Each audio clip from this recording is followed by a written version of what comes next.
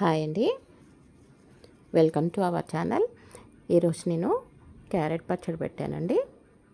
మీరు చూడండి, క్యారెట్ని ఇలా ముక్కలుగా కట్ చేసుకున్నానండి. ఇప్పుడు 1 టీ స్పూన్ మెంతులు, 2 స్పూన్లు ఆవాలండి. వీటిని డ్రై రోస్ట్ చేసుకోవాలి. వీటిని వేయించుకోవాలండి. ఇప్పుడు ఆయిల్ వేస్తున్నానండి తాలింపుకి. ఆయిల్ హీట్ ఎక్కిందండి. 1 స్పూన్ ఆవాలు వేస్తున్నాను. ఇప్పుడు జీలకర్ర వేస్తున్నానండి, మినప్పప్పు, ఎండుమిర్చి అండి ఒక 5-6 వేయండి. శనగపప్పు కూడా వేసానండి.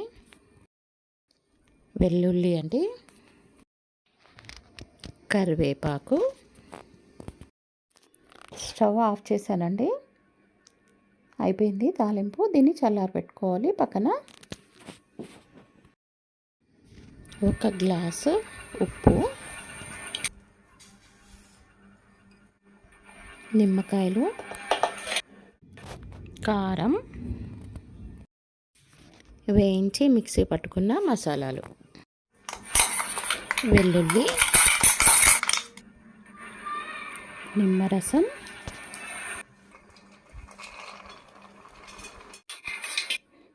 ఇప్పుడు నేను క్యారెట్ ముక్కలు వేసాను కదండి. తర్వాత ఆయిల్ వేసుకోవాలండి. ముందే ఆయిల్ వేయట్లేదు. ఉప్పు, కారాలు, మసాలా మొత్తం క్యారెట్ ముక్కలకి పట్టాలి. పట్టే వరకు మంచిగా కలుపుకోవాలండి. ముందే ఆయిల్ వేయొద్దండి ముక్కలలో. ఆయిల్ వేస్తే ఉప్పు, కారాలు సరిగ్గా పట్టవు. ముక్కలకి ఉప్పు, కారాలు, మసాలాలు అంతా పట్టే వరకు మంచిగా మిక్స్ చేసుకోవాలి.